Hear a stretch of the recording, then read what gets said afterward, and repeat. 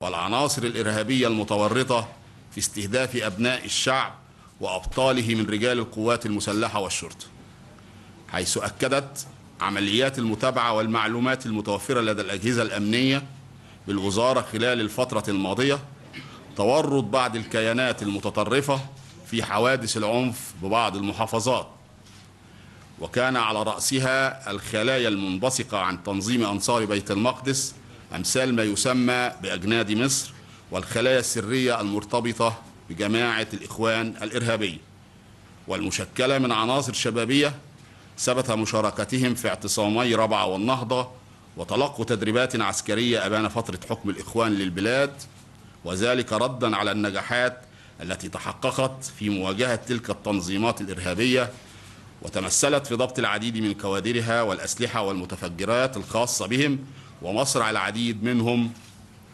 وأهمها بؤرة عرب شركس، واستمرار الجهود لملاحقة الهاربين.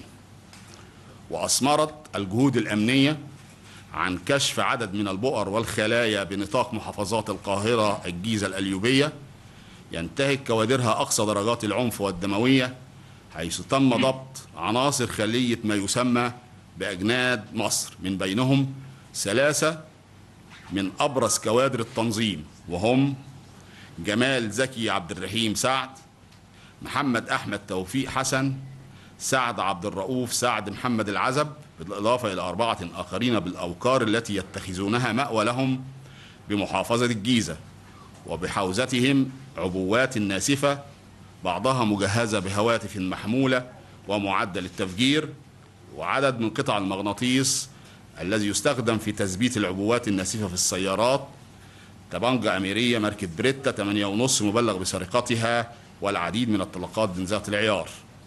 قد اعترف المذكورين بانضمامهم للتنظيم المشار إليه عقب ثورة 30 يونيو بالاشتراك مع الهارب همام محمد أحمد عطية، واعتمد مخططهم على تنفيذ سلسلة من عمليات الاغتيال لأفراد الشرطة والقوات المسلحة باستخدام العبوات المتفجرة المصنعة بمعرفتهم، وتورطهم في تنفيذ الحوادث التفجيرية الأخيرة التي شهدتها محافظة القاهرة والجيزة والقليوبية، واستهدفت التمركزات الأمنية ونقاط المرور وسيارات ضباط القوات المسلحة والشرطة التي راح ضحيتها العديد من شهدائنا الأبرار.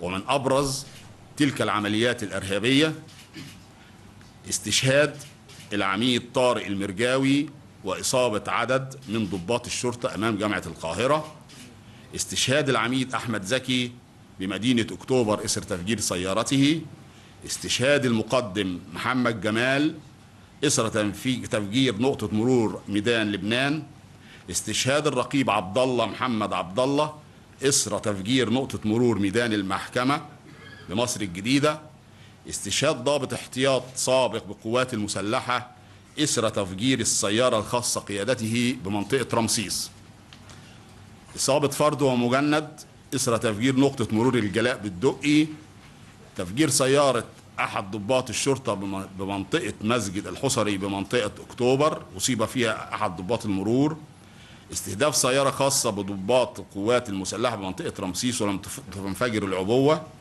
استهداف كميني عبود والسواح وتفجير عبوة ناسفة بمحيطهما، استهداف نقطة مرور المحور وتفجير عبوة ناسفة بجوارها، استهداف قسم شرطة الطلبية وتفجير عبوة ناسفة بالجوار الاسم، تفجير عبوة ناسفة أثناء مرور قول أمني بمطلع محور 26 يوليو طريق القاهرة الإسكندرية الصحراوي. وقد اعترف المتهمين بجميع تلك الحوادث بتحقيقات النيابة العامة، وهستأذن حضراتكم إن احنا هنشوف بعض من اعترافات المتهم جمال زكي عبد الرحيم وبعض اللقطات من تمثيله للحوادث بأماكن ارتكابها بحضور النيابة العامة. اتفضل.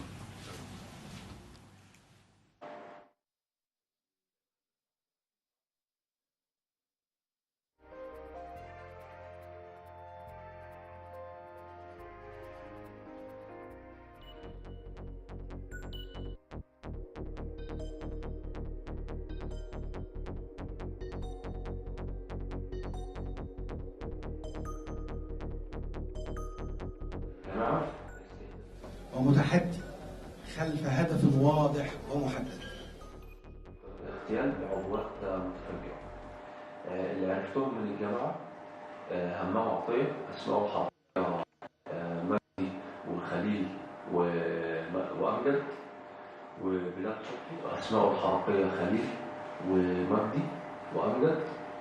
وكان هدف الجامعة استهداف قوات الجيش والشرطة عن طريق الاغتيال أو عن طريق الاغتيال بعبوات متفجرة. اللي عرفتهم من الجامعة همام عطية أسماء الحركية مجدي وخليل وأمجد، وبلال صبحي أسماء الحركية سعيد وحازم ومهند، وسعد عبد الرؤوف اسمه الحركي هيثم، ومحمد توفيق اسمه الحركي خالد، وياسر أحمد اسمه الحركي عبد الله، وعبد الله اسمه الحركي هيثم، عبد الله اسمه الحركي أحمد، ومحمود صابر ومحمد صابر، ووليد اسمه حسام فرغلي اسمه الحركي وليد. وده اللي كان مسؤول عن تلميذ المجموعة. العمل اللي كان بيصنع لنا المتفجرات همام عطية، كان بيديها لنا نحطها في كشاف المرور، أو جنب الكمائن، أو بنحط لها مغناطيس نحطها نلزقها في عربيات ضباط الجيش والشرطة. واللي كان بيرصد على طول عبد الله اللي هو اسمه الحركي أحمد. العمليات الحوادث اللي احنا قلنا بيها كمين عبود اللي قام بيه بلال وناس من الجماعة، وكمين سواح بلال وناس من الجماعة، ونقطة مرور المحور كان بلال وناس من الجماعة، واسم شرطة الطلبية كان بلال وهمام ووليد وسيف، وانا اللي حطها بلال واللي نفذها بلال.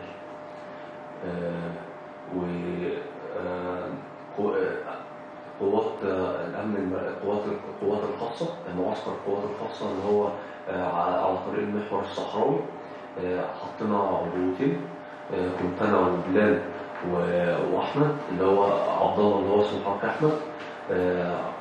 انا وبلال اللي حطيناها، واللي نفذ محمود صابر اللي هو اسمه الحركي حسام. وبعد كده عربيه احمد الصواف في الحصري كنت انا وهيثم وخالد انا حطيتها وانا نفذتها. وبعد كده كشك الجلاء اللي قام بيها عبد الله اللي هو اسمه ياسر احمد، واسمه الحركي عبد الله. هو احمد عبد الله اسمه الحركي احمد، وياسر اسمه الحركي عبد الله.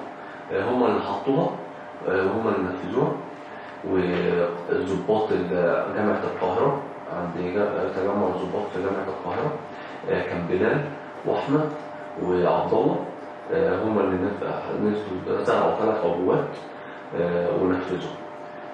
بعد كده عربية لانسر سودا في الحصري، زرعنا كنت انا وهيثم عربية نقيب لانسر سودا، كنت انا وهيثم وخالد زرعنا العبوة في عربية ووقعت عند الكنيسة. وعربية بعد كده رحنا العميد قوات خاصة، عرفنا بعد كده ان هو اسمه العميد احمد زكي. عربية نيسان خضراء في الحي السادس، كنت انا واحمد وهيثم. انا زرعتها واحمد نفذ. وكشك مرور ميدان لبنان كنت انا وهيثم، وانا اللي زرعتها، هيثم اللي زرعها وانا اللي نفذت. وعرفت بعد كده ان كان فيها ضابط اسمه محمد جمال. وعربية في رمسيس، من رمسيس عربية مبيرة بتاعت ضابط جيش، زرعناها في رمسيس ووقعت عند جامعة القاهرة. كنت أنا وهيثم وخالد، وعربية نيفا في رمسيس، هيثم اللي زرعها هو اللي نفذ.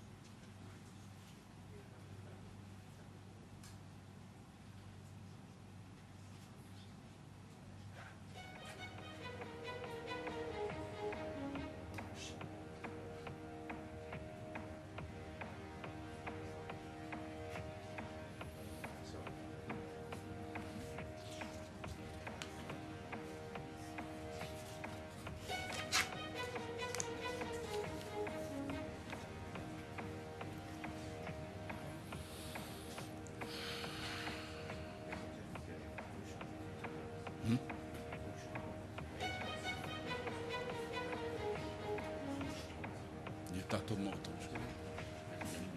ده اللي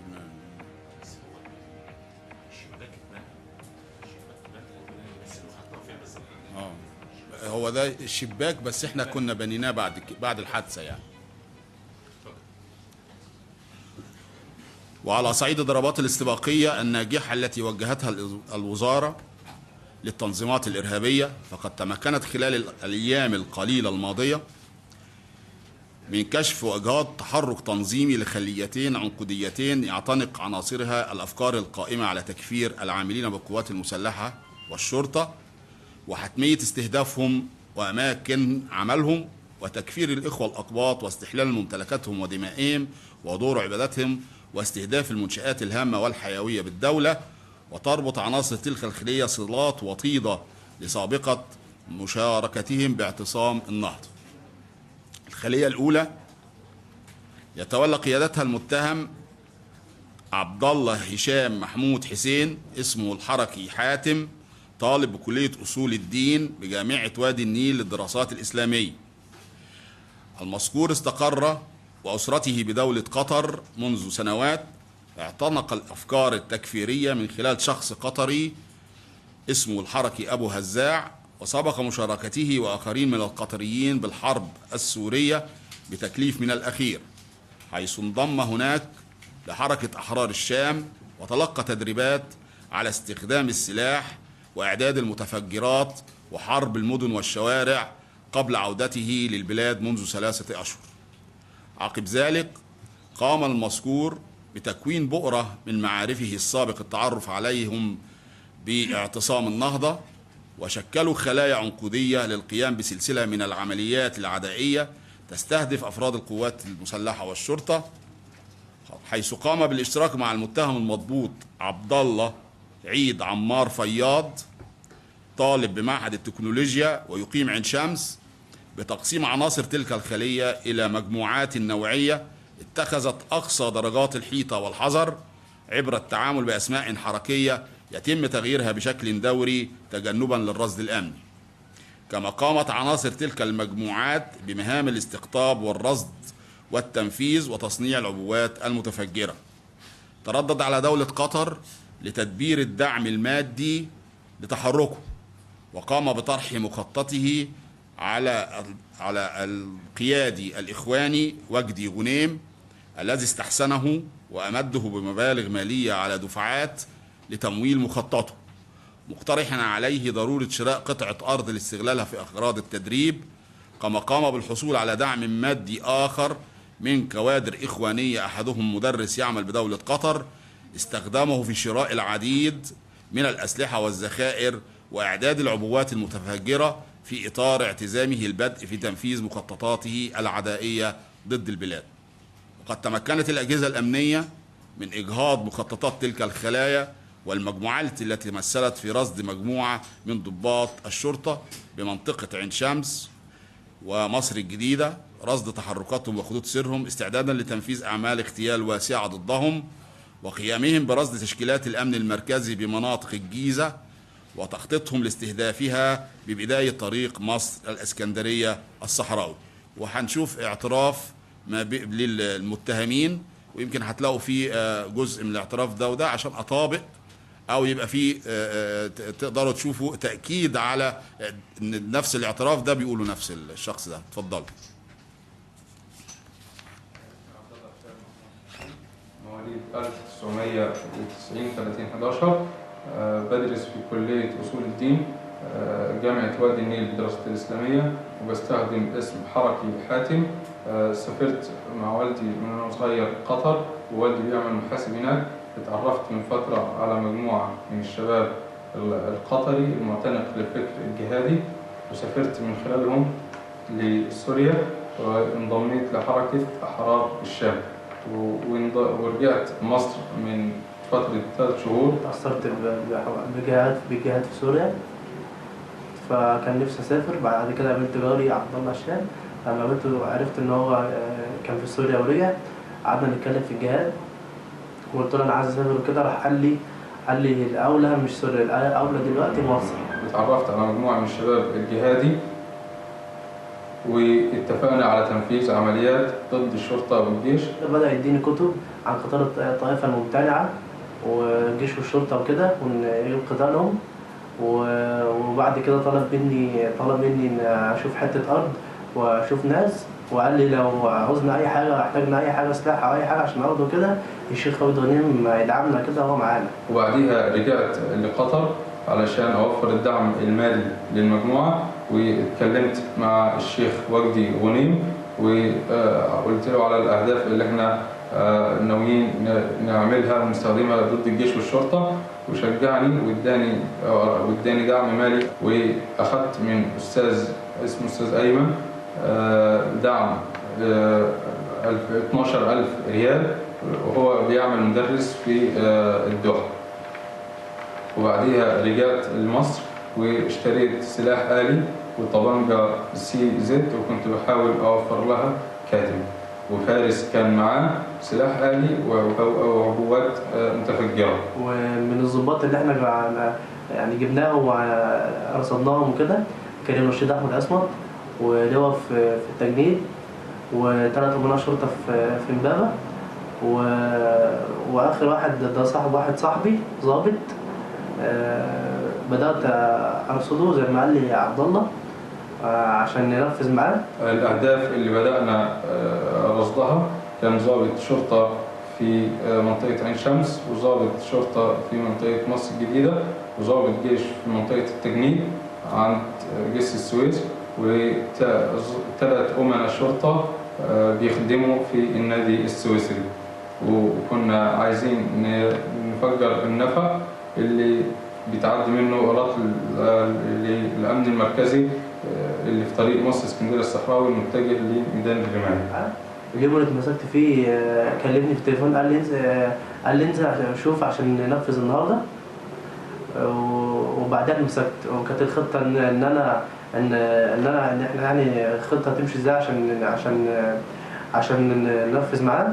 ان مجدي هيسوق وعبد الله هيضرب، وانا هستنى في اخر الشارع نودع مصر الجديدة، نودع صلاح سالم.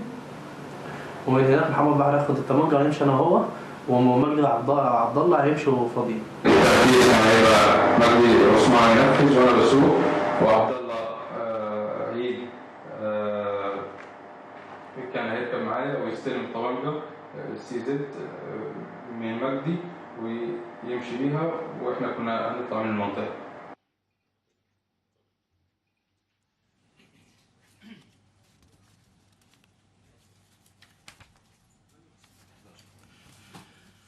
الخلية الثانية دي بيتولى قيادتها سيد أحمد علي الشامي، ده صاحب ورشة خراطة، وده بيعتنق الأفكار التكفيرية المتشددة، وارتبط بمجموعة من العناصر المعترقة لذات الأفكار، واتفقوا على تنفيذ سلسلة من العمليات العدائية التي تستهدف رجال القوات المسلحة والشرطة والمنشآت الهامة والحيوية.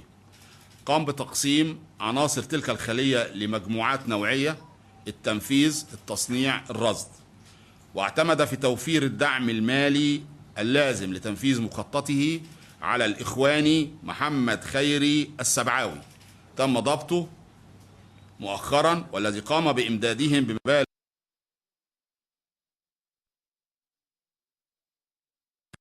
استخدامها